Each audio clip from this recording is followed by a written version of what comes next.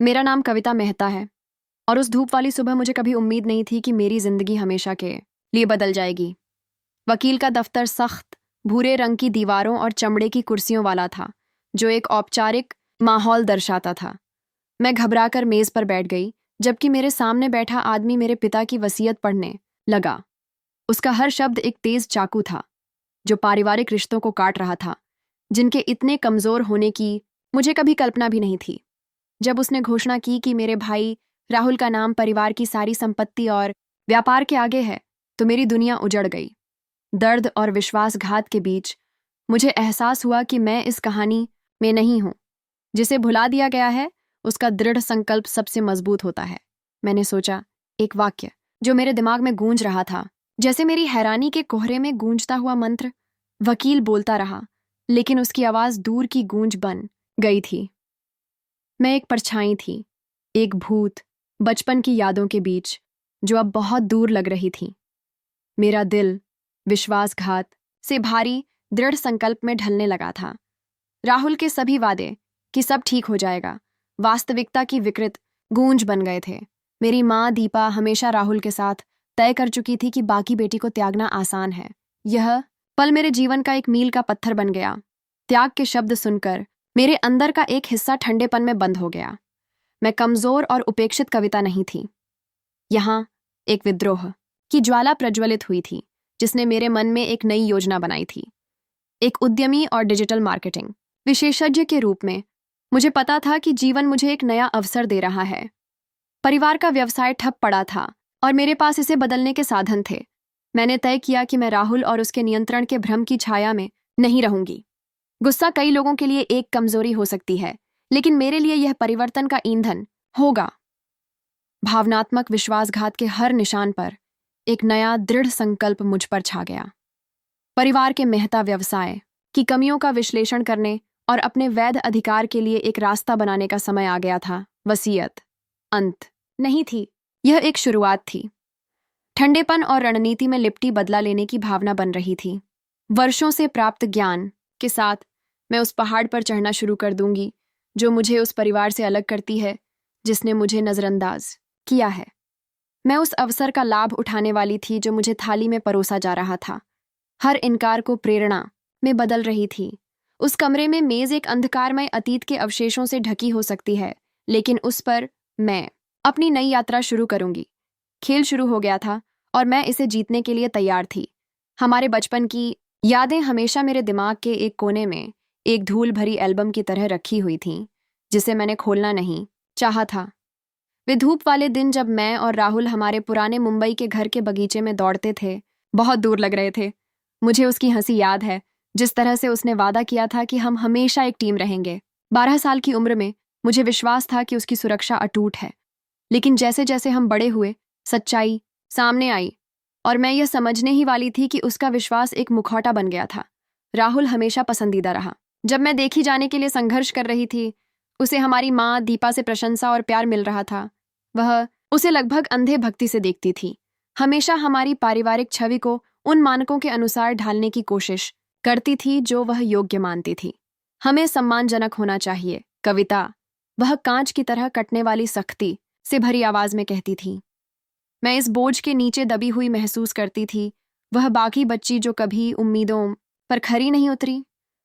मेरे भाई की हर प्रशंसा मेरे अहंकार पर एक नया वार थी, और यह मेरे सीने में एक जलन में बदल गया, एक घाव जो कभी नहीं भरा।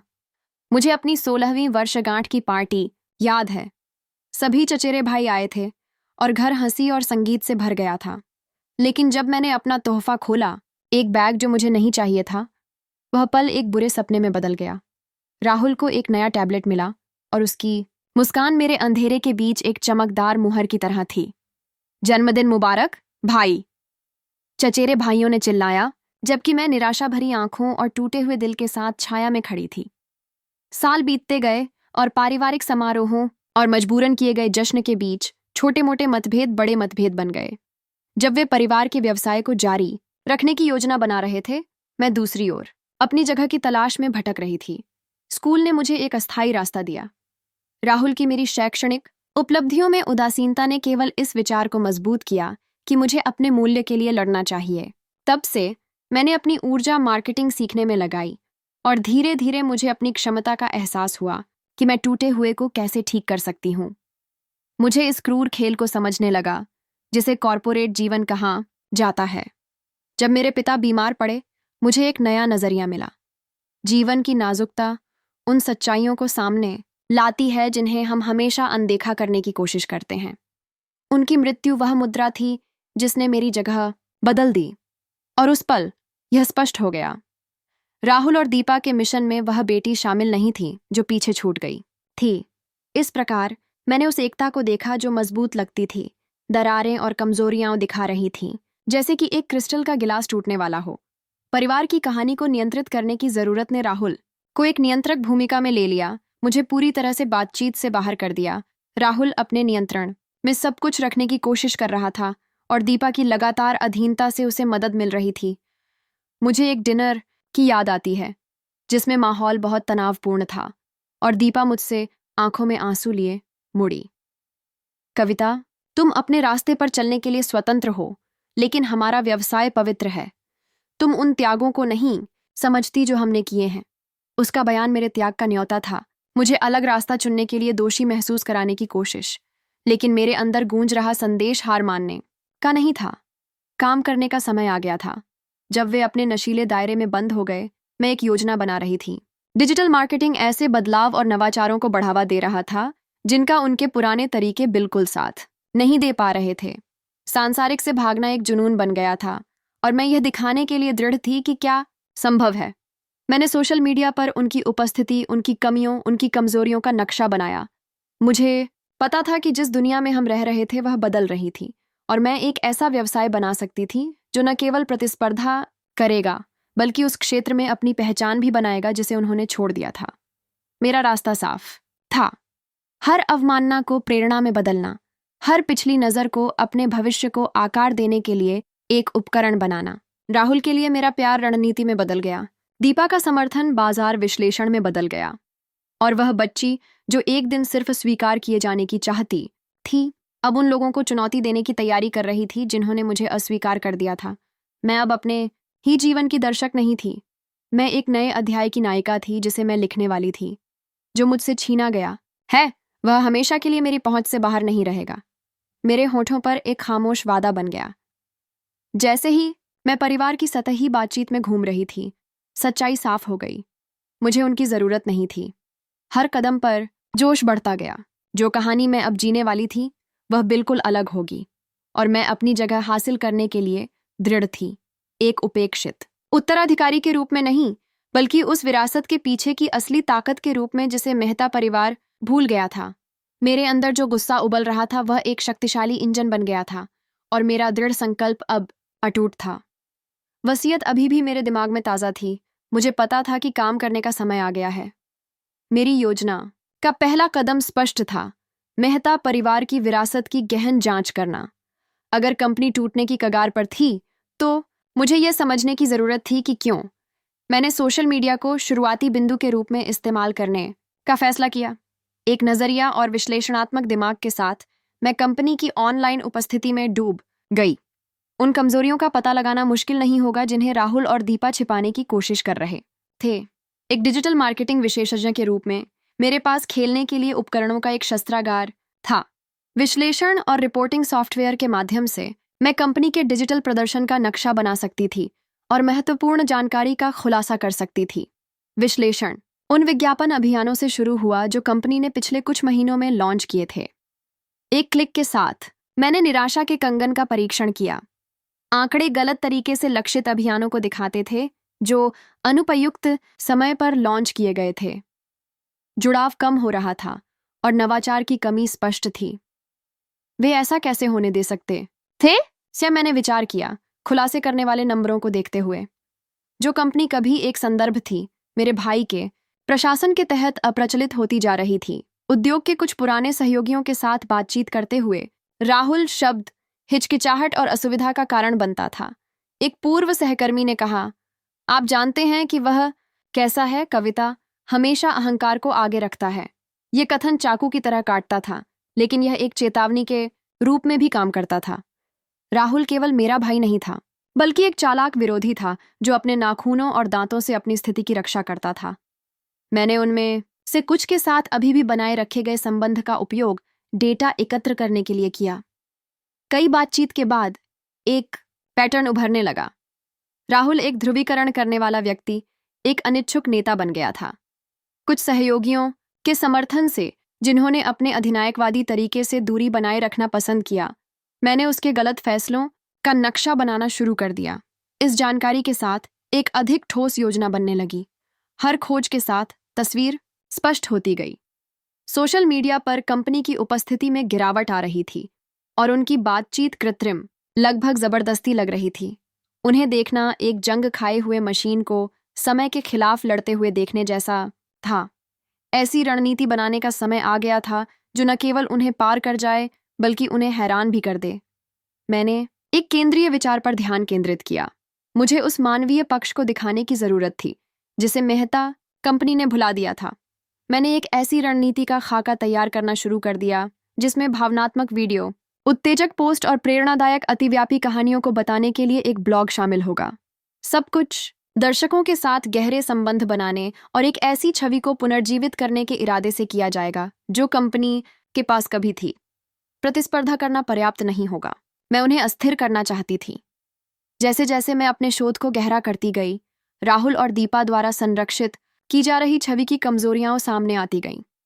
अगर उनके और उनके दर्शकों के बीच विश्वास खत्म हो गया था, तो मैं इसे अभिनव और प्रभावशाली तरीके से पुनः प्राप्त कर सकती थी।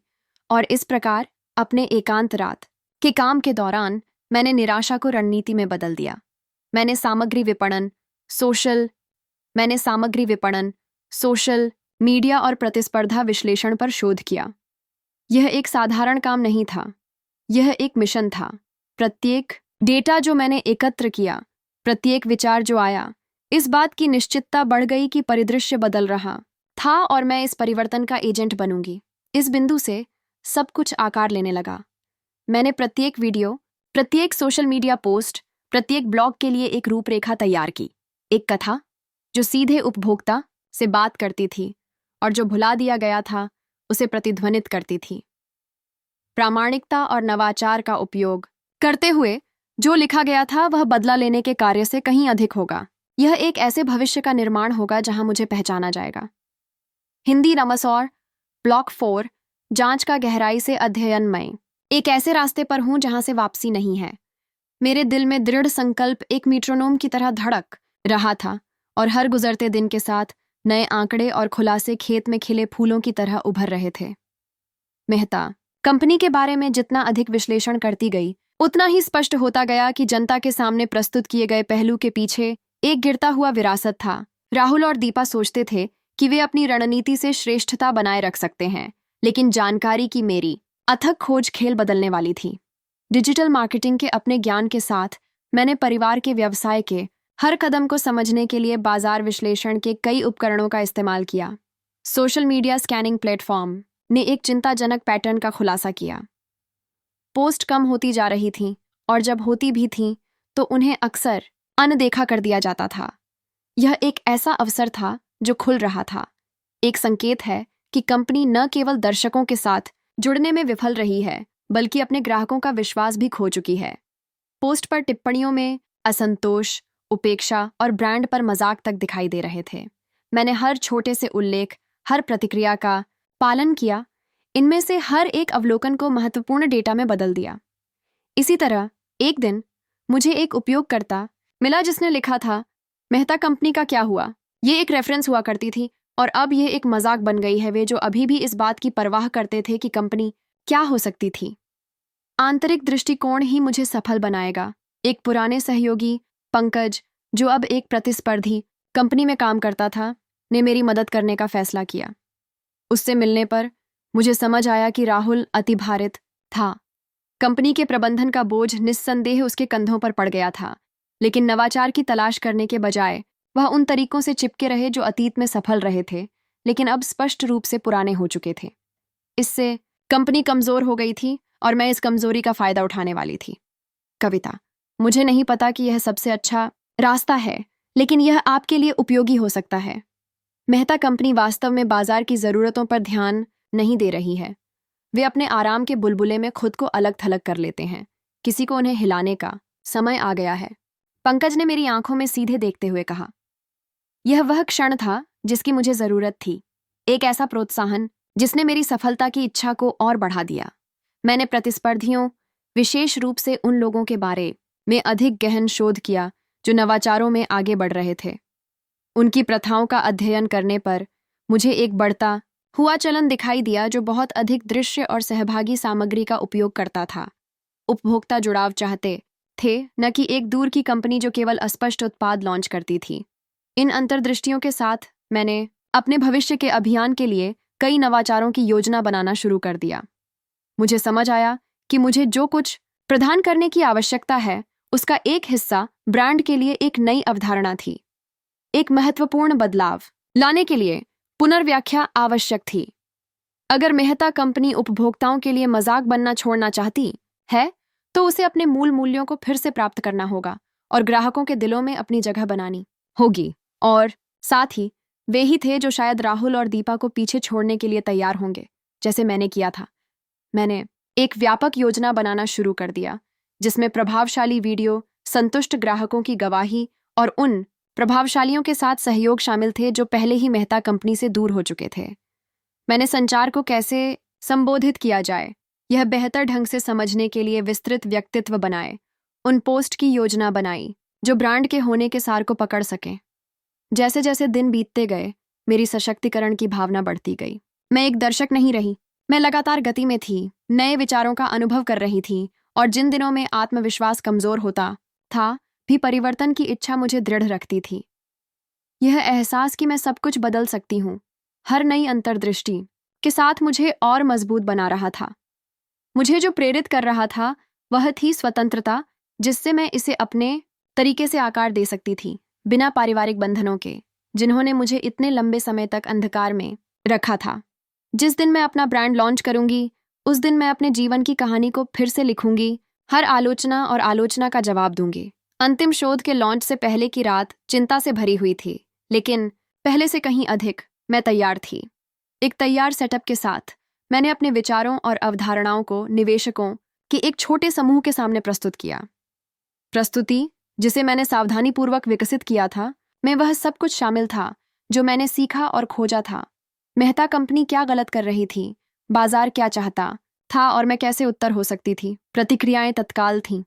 उनकी आंखों में एक चमक थी जब उन्होंने महसूस किया कि भले ही राहुल और दीपा ने कंपनी पर जो छाया डाली थी वहां आशा थी। इसके साथ समूह ने वित्त पोषण पर चर्चा करना शुरू कर दिया और मैंने खुद को लगभग तैयार परियोजना के साथ पाया। आखिरकार कुछ ऐसा शुरू करने जा रही थी जो मेरे जीवन की कहानी को बदल सकता था। सारी नई खुशी के बीच जरूरी थी कार्रवाई, एक अटूट इरादा, एक खूबसूरती से बनाई गई योजना और एक स्पष्ट लक्ष्य। सच्चाई का समय नजदीक आ रहा था और मैं वो करने वाली थी जो पहले असंभव लगता था।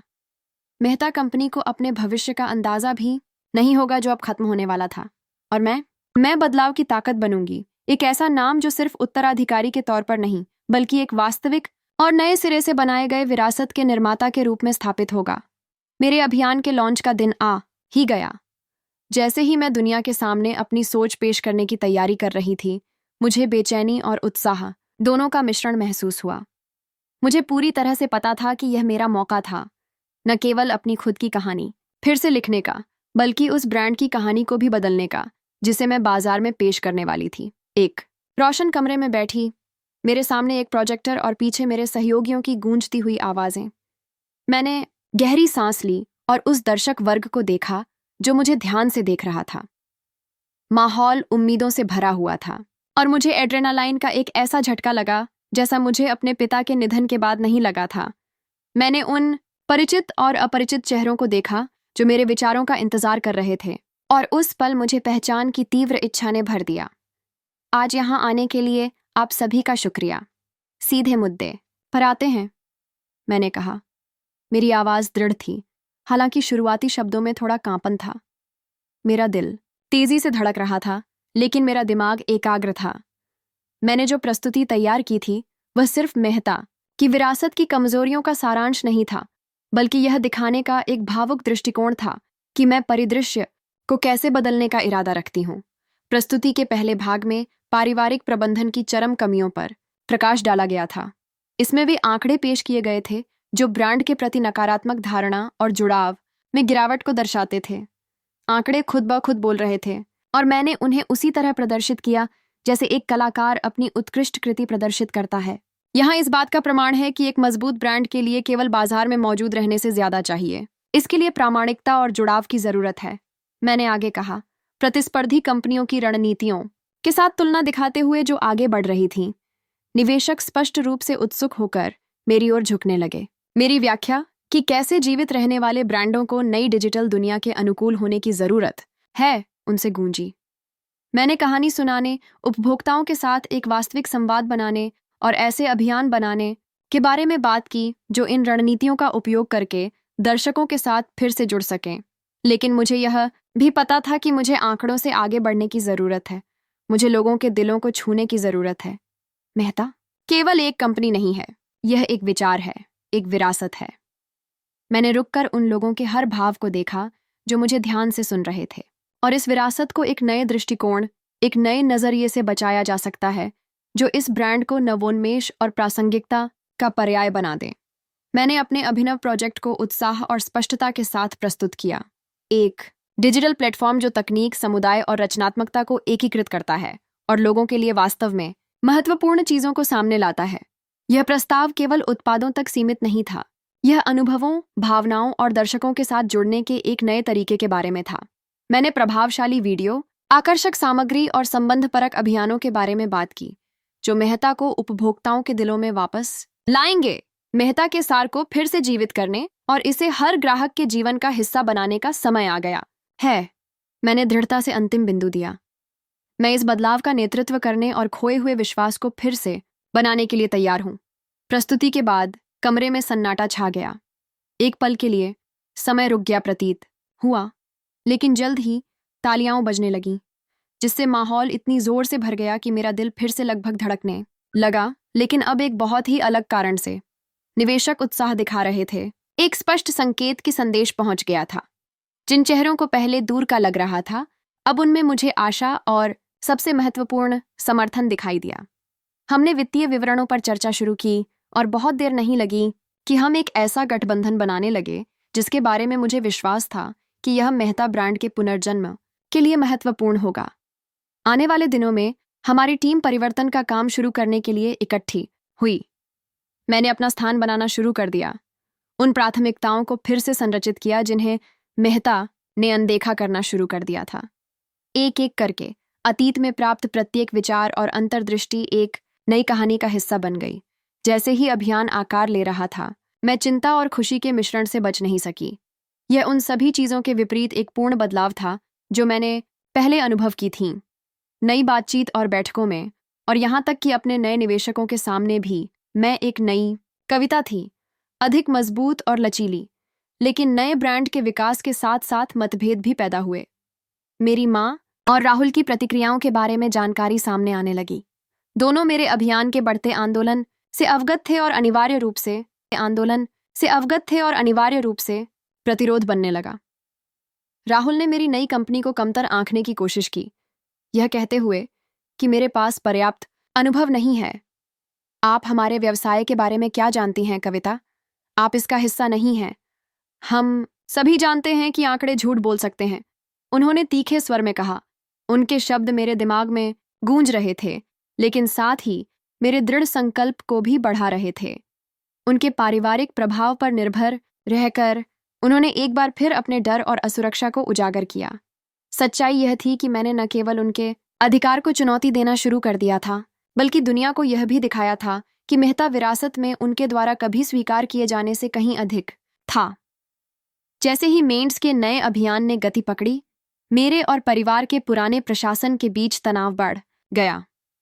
मेरे विरोधी अब वे लोग थे जिनके साथ मेरा वही उपनाम था, जो पुरानी परंपराओं के साथ अधिक जुड़े हुए थे, जबकि मैं एक ऐसे नवोन्मेषी बल के रूप में उभरी जो यथास्थिति को चुनौती देने को तैयार थी। जैसे ही प्रत्येक पोस्ट प्रकाशित होती थी और सकारात्मक प्रतिक्रिया मिलती थी, मुझे लगा कि मेरे पक्ष में लहर बदल रही है। लेकिन जैसा कि अपेक्षित था, राहुल इसमें एक निष्क्रिय व्यक्ति नहीं बनने वाला था। अपना प्रभाव कम होते देखकर असंतुष्ट होकर उसने सोशल मीडिया पर कई हमले किए। न केवल मेरी पहलों को कम करके आंका, बल्कि यह भी इशारा किया कि मेरी जवानी और अनुभव की कमी मुझे ब्रांड का प्रबंधन करने के लिए अयोग्य बनाती है। आप हमारे व्यवसाय के बारे में क्या जानती हैं, कविता? आप इसका हिस्सा नहीं हैं। हम सभी जानते हैं कि डेटा झूठ बोल सकता है, उसने एक लाइव प्रसारण में दोहराया। उसका दुर्भावपूर्ण स्वर एक घोषणा की तरह गूंज रहा था। ये शब्द हालांकि चुनौतीपूर्ण थे, लेकिन उन्होंने केवल मेरे दृढ़ संकल्प को बढ़ाया। यह स्पष्ट था कि राहुल अपने ही डर और असुरक्षा को उजागर कर रहा था। पारिवारिक प्रभाव पर उसकी निर्भरता स्पष्ट हो गई थी। उसे एहसास नहीं था कि वह केवल अपने ही पतन को सील कर रहा था।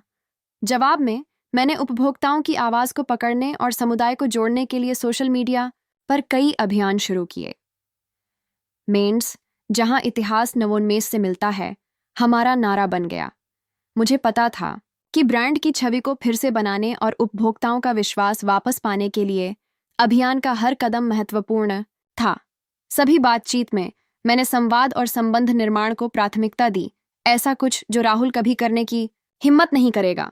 जैसे ही मेंड्स की नई पहचान मजबूत होती गई, मुझे न केवल बाजार में बल्कि अपने स्वयं के स्वभाव में भी बदलाव महसूस हुआ। मैं अब उपेक्षित उत्तराधिकारी नहीं थी, बल्कि एक नए विरासत की वास्तुकार थी। कंपनी का भविष्य अंततः किसी ऐसे व्यक्ति के हाथों में था जो वास्तव में इसके उद्देश्य की परवाह करता था।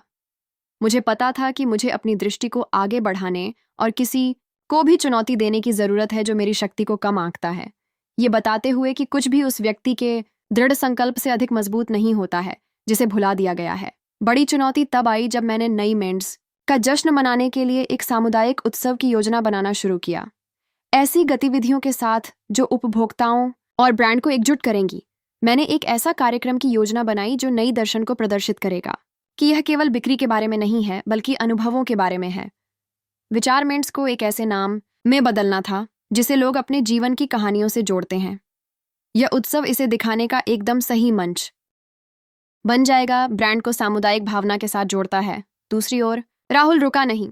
उसने मेरी नई पद्धति को बदनाम करने के लिए उद्योग की एक बैठक में अपने पारंपरिक बयानबाजी का इस्तेमाल किया। एक विरासत को रातों रात नहीं बदला जा सकता, उसने घोषणा की।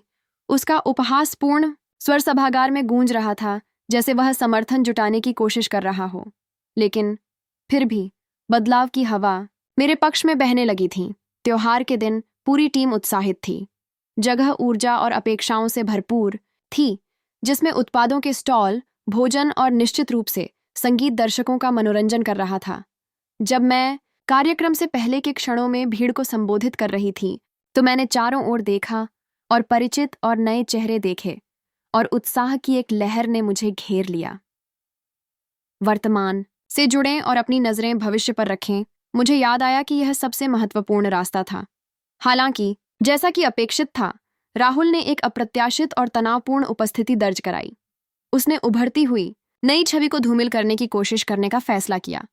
मेंड्स को अपनी जड़ों को याद रखने की जरूरत है, आधुनिकतावादी सपनों में खोना नहीं, उसने अभिमान से कहा, जबकि वह भीड़ का ध्यान खींचने की कोशिश कर रहा था। इस निर्णायक क्षण में मैं यह नहीं होने दे सकती थी कि वह उत्तेजना मेरे द्वारा बनाई गई हर चीज को खराब कर दे। गहरी सांस लेते हुए मैंने शांत रहने की कोशिश की और मुस्कुराते हुए दूर से बोली, राहुल, मेंड्स यहाँ अपनी जड़ों को भूलने के लिए नहीं है। हम यहाँ दुनिया को दिखाने के लिए हैं कि परंपरा और नवोन्मेष सह अस्तित्व में रह सकते हैं। मेरी आवाज भीड़ के शोर के ऊपर दृढ़ता से गूंज रही थी। भीड़ ने जोरदार तालियों से जवाब दिया। उपभोक्ताओं के समर्थन से मिली ऊर्जा स्पष्ट थी और हवा में उत्साह संक्रामक हो गया। राहुल ने विरोध किया, लेकिन हवा बदल चुकी थी। परिवर्तन के प्रति उसका विरोध तेजी से एक अलग प्रतिक्रिया बनता जा रहा था। त्योहार एक शानदार सफलता थी और हवा में जीवंत ऊर्जा ने मेंडिस को नया जीवन दिया। ब्रांड नवीकरण के प्रतीक के रूप में प्रतिध्वनित होने लगा और मुझे लगा कि मैं एक ऐसे क्रांति का नेतृत्व कर रही हूं जो उत्पादों से बहुत आगे जाती है।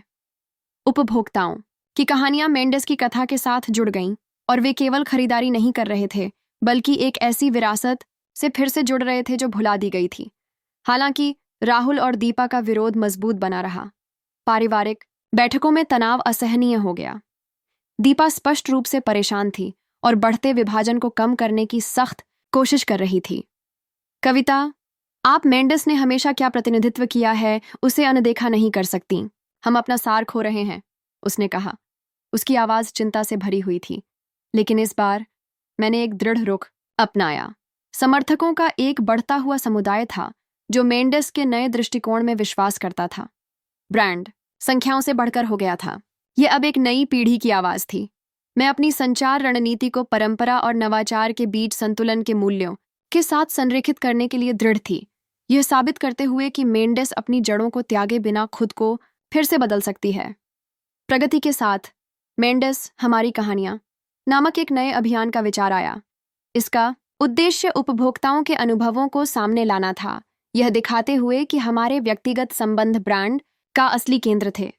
वीडियो में दिए गए बयानों के माध्यम से अभियान उन कहानियों का सम्मान करेगा जो उपभोक्ताओं के पास मेंडिस के साथ थीं, यह साबित करते हुए कि अतीत और वर्तमान सह अस्तित्व में रह सकते हैं।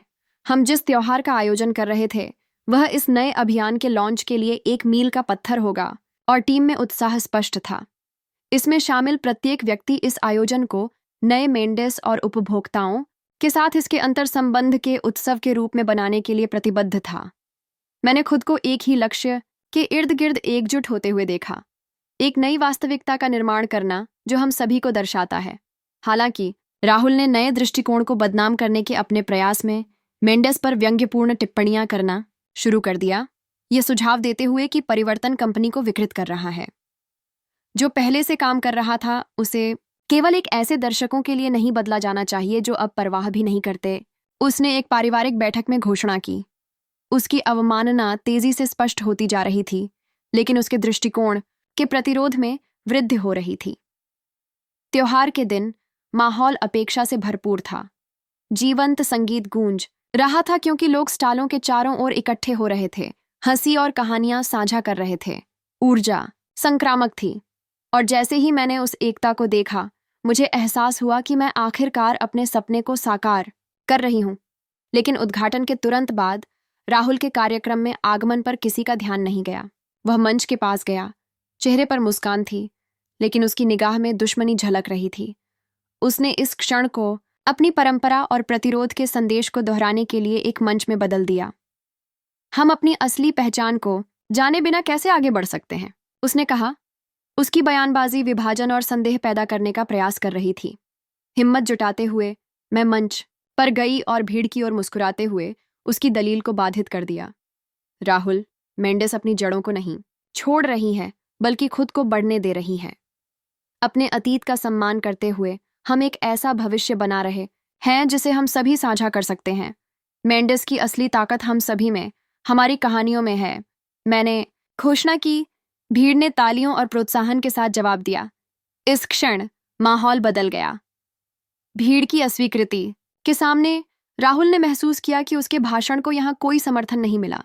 समुदाय का समर्थन जो बनाया गया था, उसे बचाने का साहस ने भीड़ को एक ही उद्देश्य के तहत एकजुट कर दिया। त्योहार आगे बढ़ता गया और साझा की गई कहानियां कार्यक्रम का मुख्य आकर्षण बन गईं। प्रत्येक बयान ने दिखाया कि नया मेंडिस केवल एक व्यावसायिक इकाई नहीं थी, बल्कि जीवंत और स्पंदित आवाजों का एक समुदाय था। कार्यक्रम के समापन पर अपनेपन की भावना स्पष्ट थी। मेंडिस एक उत्पाद से बढ़कर हो गई थी।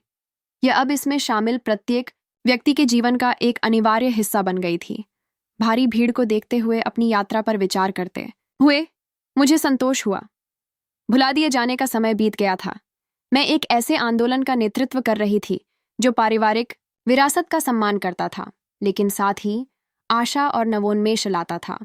अब आत्मविश्वास से आगे बढ़ने का समय था और मैं अंततः एक नई वास्तविकता को अपनाने के लिए तैयार थी।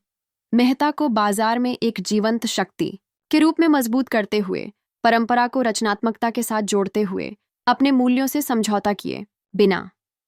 और इस प्रकार भविष्य आशाजनक गूंजता था, संभावनाओं से भरा हुआ था, जिसे मैं तलाशने के लिए दृढ़ थी।